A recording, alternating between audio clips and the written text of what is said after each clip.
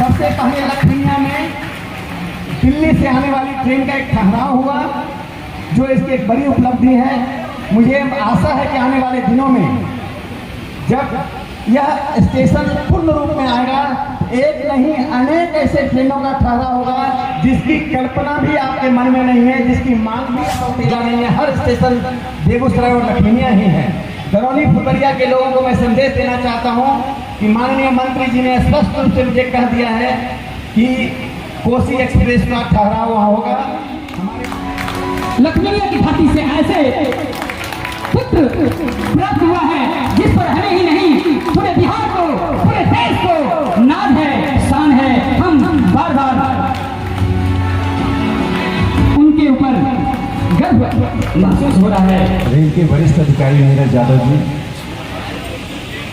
अन्य अधिकारीगण, मंच पर बैठे हुए हमारे जिले के बहुत ही लोकप्रिय विधान पार्षद सर्वेश जी, जो अपने शिक्षाविद भी हैं, एक सफल व्यवसायी भी हैं और नौकरशाह रह चुके हैं। साथ में भारतीय जनता पार्टी जिला के पूर्व अध्यक्ष माननीय संजय जी, भारतीय जनता पार्टी बेगूसराय जिला के उपाध्यक्ष माननीय बलराम जी, साथ ही राजेश कुंबर जी, पटेल जी, जनार्दन पटेल जी, सुनील कुमार जी, ललन जी और सामने बैठे हमारे सभी वरिष्ठ अधिकारीगण, बहनों और भाइयों, आज का दिन भाषण का नहीं है। शब्दों की ध्वनि और कर्म की ध्वनि में एक अंतर होता है। शब्द की ध्वनि कर्म प्रिय लगता है, लेकिन वह संदर्भ और समय के साथ समाप्त हो जाता है, लेकिन कर्म की ध्वनि अस्थायी रूप से समाज को प्रभावित करता है। लखनिया स्टेशन जब मैं बचपन से आता था, कल मैंने फेसबुक पर लिखा, जो औपनिवेशिक काल में अंग्रेजों ने जो स्टेशन बनाया था, आज़ादी के बाद से उसी स्टेशन पर हम आते थे। लगातार गिरावट होती रही। जब मैं छोटा था तो अनुभव नहीं कर पाया, बड़ा हुआ तो ये अनुभव हुआ। हमारी माताओं और बहनों को यदि शौच जाना हो, किसी को पानी पीना हो, किसी को ट्रेन के लिए प्रतीक्षा करनी हो, यह स्टेशन इतना अनुपयुक्त हो गया। मकरे का जाला, एक ही खिड़की से रिजर्वेशन के लिए लंबी कतार, टिकट के लिए लंबी कतार। पीढ़ियों दर पीढ़ी इस क्षेत्र के लोगों ने लखनिया और साहेबपुर कमाल स्टेशन पर, जो इसकी न्यूनता के कारण, सरकार के आलस्य और सरकार की उपेक्षा के कारण हमारी पीढ़ियों ने दुर्दशा सही है। स्टेशन की दुर्गति का सीधा प्रभाव यहाँ के लोगों के जनजीवन पर पड़ा है। रेल एक ऐसा साधन है जो छोटे बच्चों से लेकर वृद्ध तक, छात्रों से लेकर व्यवसायी तक सबके लिए उपयोगी साधन है, सबसे लोकप्रिय साधन है। उसकी यह दुर्गति थी। जब हम लगातार निरीक्षण करने आए, सुधार होता रहा। जब माननीय प्रधानमंत्री श्री नरेंद्र मोदी जी ने अमृत भारत स्टेशन की योजना शुरू की, तब हमने लखनिया, साहेबपुर कमाल और सलौना 3 स्टेशन के लिए हमने मांग डाली।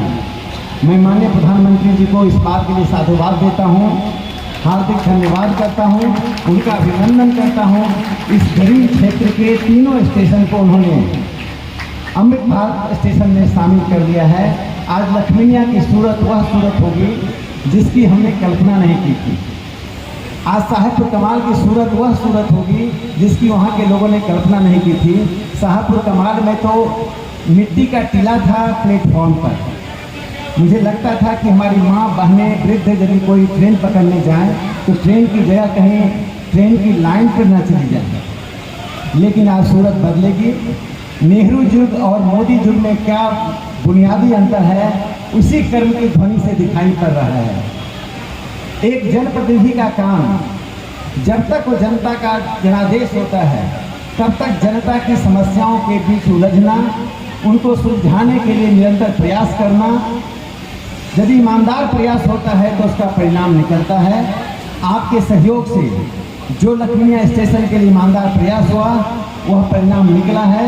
मैं सभी इस क्षेत्र के निवासियों को आज बधाई देता हूँ कि आज उन्हें स्टेशन का वह स्वरूप मिलेगा जो अमेरिका, फ्रांस, ऑस्ट्रेलिया के स्टेशन का जो दर्जा है, विश्व स्तरीय स्टेशन के रूप में लखनिया आपके सामने आने जा रहा है। बुरे दिनों का अंत हो चुका है और अच्छे दिनों की शुरुआत हो चुकी है। हम जब स्टेशन पर आएंगे तो गर्व का अनुभव करेंगे। लखनिया स्टेशन से गुजरने वालों को एक जो सबसे महत्वपूर्ण चीज होगी, आपको न सिर्फ प्रतीक्षालय मिलेगा, आपको यहाँ की स्थानीय संगीत, स्थानीय कला और स्थानीय विरासत की झलक मिलेगी। इस क्षेत्र से गुजरने, इस स्टेशन से गुजरने वाला हर यात्री महसूस करेगा कि एक ऐसे स्टेशन से गुजर रहा हूँ जो स्टेशन भारतवर्ष में गौरवान्वित स्थान रखा है, जिसका श्रेय सिर्फ और सिर्फ प्रधानमंत्री नरेंद्र मोदी जी को जाता है। मैं इतना ही अंत में कहना चाहता हूँ, आप सत्ता पक्ष में रहे या विपक्ष में रहे, जनता की आवाज दबनी नहीं चाहिए।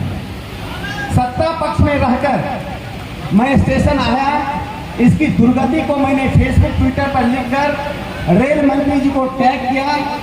अश्विनी वैष्णव जी की उदारता, संवेदनशीलता का मैं अभिनंदन करता हूँ। उन्होंने यह नहीं कहा कि इस दुर्गति को आप क्या दिखा रहे हैं, उन्होंने कहा इसी दुर्गति की ओर ध्यान दिलाया, इसको सदगति में मैं परिवर्तित करूंगा। सबसे पहले लखनिया में दिल्ली से आने वाली ट्रेन का एक ठहराव हुआ, जो इसकी एक बड़ी उपलब्धि है। मुझे आशा है कि आने वाले दिनों में जब यह स्टेशन पूर्ण रूप में आएगा, एक नहीं अनेक ऐसे ट्रेनों का ठहराव होगा जिसकी कल्पना भी आपके मन में नहीं है, जिसकी मांग भी आपने नहीं की है, जिसकी मांग भी आप नहीं कर रहे हैं।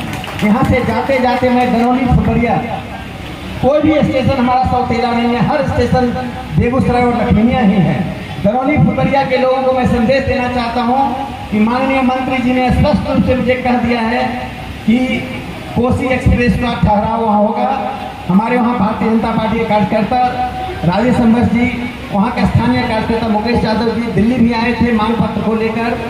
बार बार इसका ध्यान दिलाया जाता रहा है। दरौली, फुलवरिया में कोसी एक्सप्रेस रुकने का फैसला हो चुका है, कुछ दिनों में उसका क्रियान्वयन हो जाएगा।